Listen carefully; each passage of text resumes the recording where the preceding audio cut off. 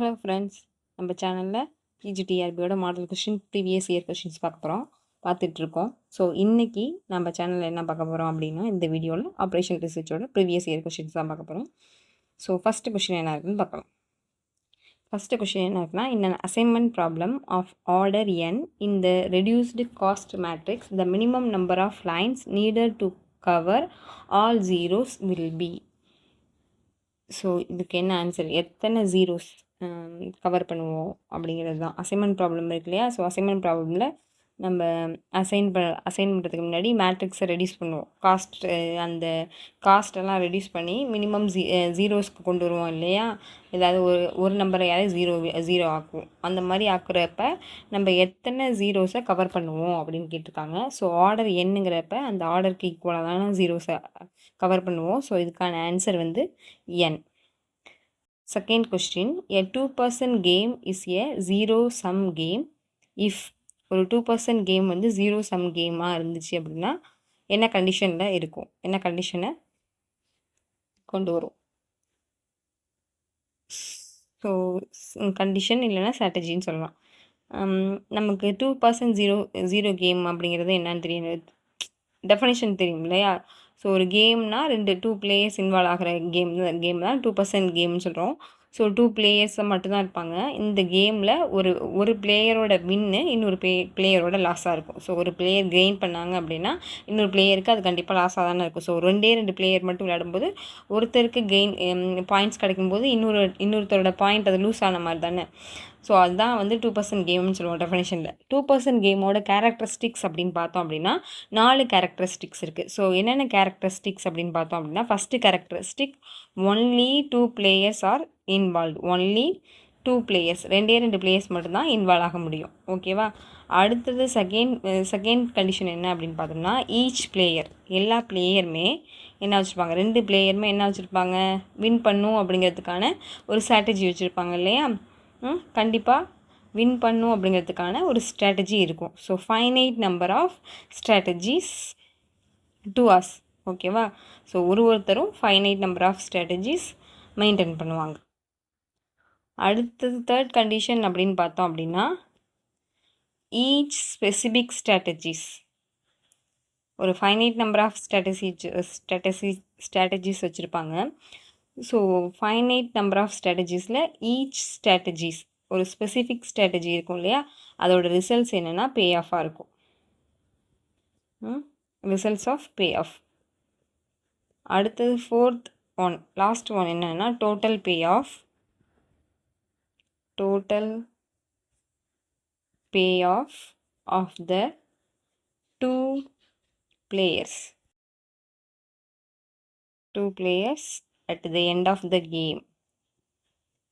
At the end of the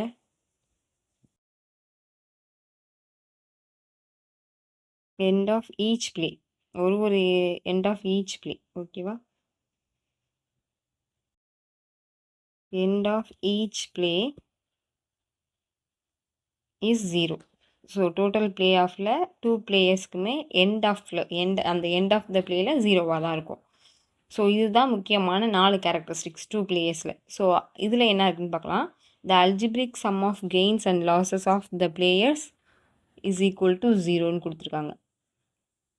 so அல்ஜிப்ரிக்ஸ் கெயினும் லாஸும் ரெண்டுக்குமே 0ன்னு கொடுத்துருக்காங்க. So அது வந்து கரெக்டாக இருக்கிறதுக்கான சான்ஸ் இல்லை. ஸோ இது தப்பு. நெக்ஸ்ட்டு வந்து algebraic sum of gains and losses of the players equal to 0. So இதுவும் அதான் சொல்லியிருக்காங்க. தேர்ட் வந்து the elements in the principal diagonal of the pay off matrix are 0. இதுவும் கரெக்டான ஆன்சர் கிடையாது. So each player has a finite number of strategies available to him. So இதுதான் நம்மளோட ஆன்சராக இருக்கும். ஓகேவா? ஸோ டி தான் நம்மளோட கேரக்டரிஸ்டிக்ஸ் 2% கேமில் உள்ள கேரக்டரிஸ்டிக்ஸில் இருக்குது. ஸோ டி தான் நம்மளோட ஆன்சர். ஓகே, நெக்ஸ்ட் கொஷின் பார்க்கலாம். MM1 model is known as. So M1 மாடலை நம்ம வேறு மாதிரி எப்படி சொல்லுவோம் அப்படின்னு பார்த்தோம் அப்படின்னா பர்த் டெத் மாடல்னு சொல்லுவோம். ஸோ ஆப்ஷன் சி இதோட ஆன்சர். ஓகே, நெக்ஸ்ட் கொஷின் பார்க்கலாம். For an item with the storage cost of each piece as ₹1, setup cost as ₹25, demand 200 units per month, C minimum is. So C minimum value கேட்டிருக்காங்க. So அதுக்கான formula என்ன அப்படின்னு பார்த்தோம் அப்படின்னா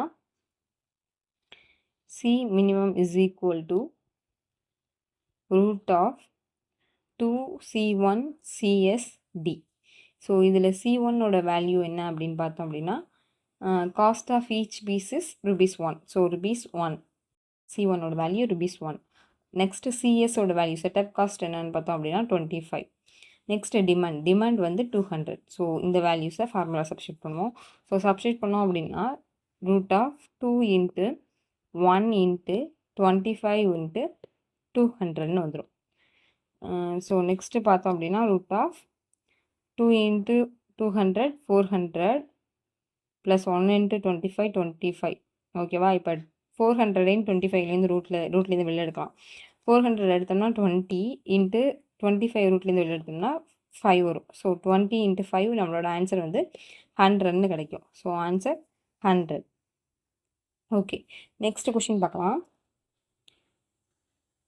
Quadratic programming is concerned with the NLPP of optimizing the quadratic objective function subject to.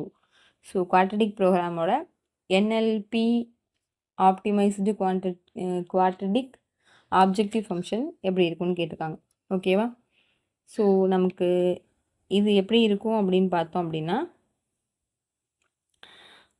Linear program NLPP எப்படி இருக்கும் அப்படின்னா quadratic objective function வந்து சப்ஜெக்ட் டு எதுக்கு சப்ஜெக்ட் டுவாக இருக்கும் அப்படின்னா subject to a set of linear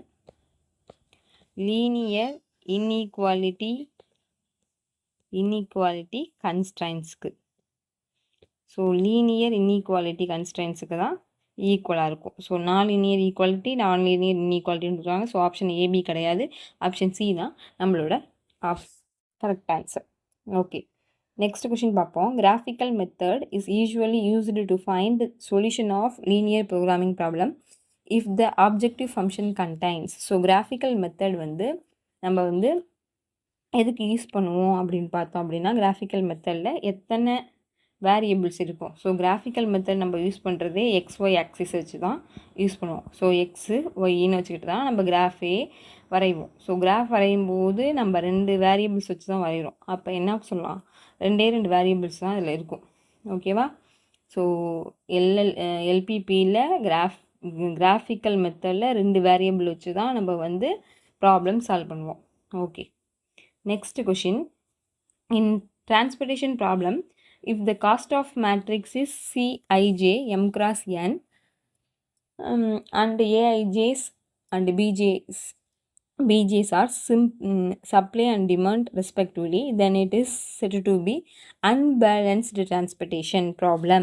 If so ஒரு transportation ப்ராப்ளமை நம்ம எப்போ பேலன்ஸ்டு அன்பேலன்ஸ்டுன்னு சொல்லுவோம் அப்படின்னா எப்போ பேலன்ஸ்டுன்னு சொல்லுவோம், total supply is equal to total டிமாண்டுன்னு இருந்துச்சு அப்படின்னா நம்ம அதை என்ன சொல்லுவோம்னா பேலன்ஸ்டு டிரான்ஸ்போர்ட்டேஷன் ப்ராப்ளம்னு சொல்லுவோம். ஸோ அன்பேலன்ஸ்டு அப்படின்னா என்ன சொல்லுவோம், டோட்டல் சப்ளையும் டோட்டல் டிமாண்டும் அன்ஈக்குவலாக இருக்கும். ஸோ அதுதான் அன்பேலன்ஸ்டு. ஓகேவா? இங்கே வந்து என்ன சொல்லியிருக்காங்க, ஏஐங்கிறது சப்ளை, பிஜேங்கிறது டிமாண்டுன்னு சொல்லியிருக்காங்க. அப்போ சம்மேஷன் சொல்லலாமா? அப்போ summation A I is equal to summation B J அப்படின்னு இருந்துச்சு அப்படின்னா பேலன்ஸ்டு. இப்படி இருந்துச்சு அப்படின்னா பேலன்ஸ்டு. அதுவே அன்பேலன்ஸ்டுன்னு தான் இங்கே கொடுத்துருக்காங்க. அப்போ என்ன வந்துடும், நாட் ஈக்குவல்னு வந்துடும். ஸோ ஏஐஜே சம்மேஷன் ஏஐஜே இங்கே ஈக்குவல்டுன்னு இருக்குது. இது இப்படி இருந்துச்சுன்னா பேலன்ஸ்டு. கொஷினில் பேலன்ஸ்டுன்னு கொடுத்துருந்தாங்கன்னா ஆப்ஷன் பி கரெக்டு. ஆனால் வந்து நாட் ஈக்குவல் தான் நமக்கு ஆன்சராக வரும். ஸோ நாட் ஈக்குவலாக இருந்தால் தான் நமக்கு வந்து டிரான்ஸ்போர்ட்டேஷன் ப்ராப்ளம் அன்பேலன்ஸ்டாக இருக்கும். ஸோ ஆப்ஷன் டி தான் correct answer. Okay, next question பார்க்கலாம். Customers arrives at the first class ticket counter of the theatre at a rate of 20 per hour. There is one clerk serving the customers at the rate of 30 per hour. The probability that there is no customer in the counter is. So இதுக்கான answer என்னன்னு பார்க்கலாம். So ஒரு first class ticket கவுண்டரில் rate வந்து 12 per horn கொடுத்துருக்காங்க. ஓகேவா? So இது வந்து லேம்டா ஈக்குவல் டு 12. நெக்ஸ்ட்டு வந்து 1 clerk serving the customers at rate of 30 per hour. So இது வந்து மியூ சர்வீஸ் ரேட்டு. இது வந்து அரைவல் ரேட்டுன்னு சொல்லுவோம். இதை வந்து சர்வீஸ் ரேட்டுன்னு சொல்லுவோம். Service rate mu, arrival rate lambda. Next rho நமக்கு கண்டுபிடிக்க சொல்லியிருக்கிறது என்னென்னா ப்ராபபிலிட்டி தான் கேட்டிருக்காங்க. ஸோ நம்ம வந்து ஃபஸ்ட்டு ரோ கண்டுபிடிச்சோம்னா தான் ப்ராபபிலிட்டி கண்டுபிடிக்கலாம். So rho is equal to lambda by mu. So substitute பண்ணோம்னா என்ன வரும்? 12 divided by 30 டிவைட் பண்ணேன் அப்படின்னா எனக்கு 0.4ன்னு கிடைக்கும்.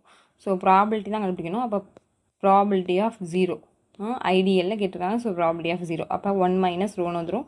ஸோ 1 மைனஸ் 0.4ங்கிறப்ப 1 மைனஸ் 0.4ஓட value 0.6. So answer C. Okay, next question. In a network analysis, the path takes the longest duration is called. So, longest duration நம்ம என்ன சொல்லுவோம் அப்படின்னு கேட்டுருக்காங்க. ஸோ இது டெஃபினேஷன் தான். ஸோ என்ன டெஃபினேஷன் அப்படின்னா, a path is called a critical path. Critical path if it is the longest path in a project network. So ஒரு ப்ராஜெக்ட் நெட்ஒர்க்கில் லாங்கஸ்ட் பாத் எதை சொல்லுவோம் அப்படின்னா கிரிட்டிக்கல் பாத் தான் லாங்கஸ்ட் பாத்துன்னு சொல்லுவோம். ஸோ இதுக்கான ஆன்சர் கிரிட்டிக்கல் பாத்.